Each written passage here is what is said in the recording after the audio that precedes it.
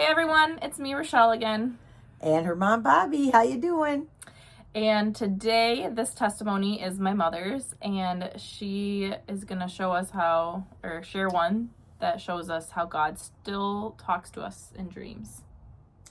So this is a story about my dad. He's been gone now for several years, but he was 71 years old when I had this dream. And at 71,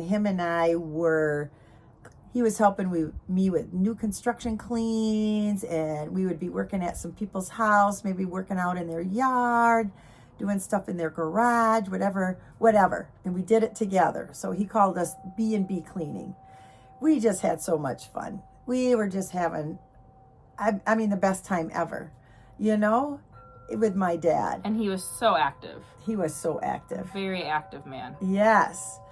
And so, this dream came as a bit of a shock to me, because in my dream, if my eyes were open, I'd tell you it'd be a vision, but my eyes were closed. So it was a dream. This dream was when he was 71, right? Yes, when he was 71 years old. And God told me that he was going to take my dad at 75 years old. And I was shocked, because we were having so much fun and he's so healthy. So, being the typical person I am, I don't know why God puts up with me, but I decided I had to argue my dad's case. So I told him, look how healthy he is. He doesn't smoke or drink. People make it to 90 years old being healthy. My dad at 75, that made no sense to me whatsoever. So I'm arguing with God, and I felt like I argued and wrestled with him all night long to make my case why my dad should live longer than 75 years old. Sounds like you. Yep. So anyway, God said, okay, Bobby, I will give you 8 more years, but I will show you a vision of what that looks like.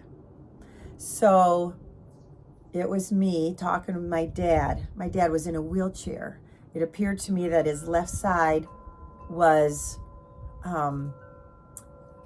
paralyzed, and he was crying, and the tears were rolling down his face, and he's going, why didn't God take me? This is not living for me. Why didn't he take me? And I started bawling, and I said, it's because of me. It's because of me. And I just started crying, and I said, okay, God, take him at 75. My dad could not handle 8 years being like that. I would never do that to him. I love him too much. And I said, but please make those 4 years good ones. And so I told no one much. My husband wanted to know why I was crying, because I just woke up crying. I was crying in my sleep because of the dream I just had. And I said, my dad is going to die at 75. So I shared with him the dream I had just been through, which I knew was not normal. And I only shared it with a couple of people for 2 reasons. You can't tell everybody stuff like this, because they think, I don't know, if they didn't have a dream, then they think that's not real. And I knew it was real. And also it seemed very, very holy. I don't know how to explain it, but it was a very holy dream. And it's just not something I could share with people in that capacity. And so he did give us a lot of fun for those 4 years. And in fact, he turned 75 in May, but in April we went to Mexico, and he had jumped off a 20-foot cliff with all of us. I remember that, yep. Mm-hmm. And I remember they took a picture, and it was only $10 if you wanted the picture.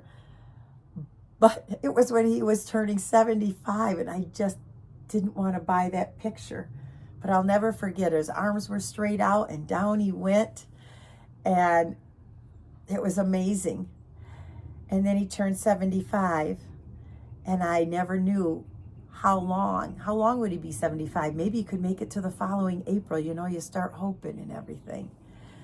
And you didn't even get him a birthday card that year, right? I did not get him a birthday card, because I didn't even want to think about that as being his 75th birthday. That was the first time in years and years I never got him a card. In fact, I even brought his gift with us to Mexico, so I didn't have to give it to him on his 75th birthday. So obviously it was always strong on my mind. Well, then, before he passed, there were some transitions taking place in this family, and we took on another person here, and it was hard on Reed at the beginning of this. It was very hard for him, and my dad was like his person that helped him so much. So for the 3 years that this person was with us, well, he was longer with us than 3 years, but until my dad passed, then he was kind of Reed's safe haven. And they did a lot together. And in fact, the week before my dad passed, we were with him almost every single day because a couple of my jobs got canceled. And so we were able to spend time with them all week. It was a really good last week. I mean, we saw him the night before. You saw him the night before at our at their cousin's wedding, my niece's wedding, and my girls were in the wedding. And so my mom and dad stopped to see the wedding and get a great picture. We got a great picture with everybody dressed up. And then my mom and dad went out to eat. And then it was Sunday morning, the day after that, he ended up passing. I always laugh. He was a big Michigan fan. And I said, oh, he read how good they were going to do and he couldn't take it. So anyway, but it was hard. And so he died in August when he was 75. And then we went to the hospital, but he had already passed. And so we were all walking out of the room, and Reed was the last one to walk out of the room. And when we got home later that night, Reed told me that he had a dream about that very same thing, of us in that room, and he was the last one in there and walking out and seeing the tubes because they were still hooked up to my dad. And he had a dream a month before, and I said, why didn't you tell me? And he said, I sat in front of your bed for 15 to 20 minutes and you didn't wake up. So I went back downstairs because I didn't want to make anybody feel bad. And I said, Reed, it's because we don't understand why he was supposed to be taken. But because of my dream and your dream, God wanted to assure us that this was the perfect time to take him from us. And he had a specific reason.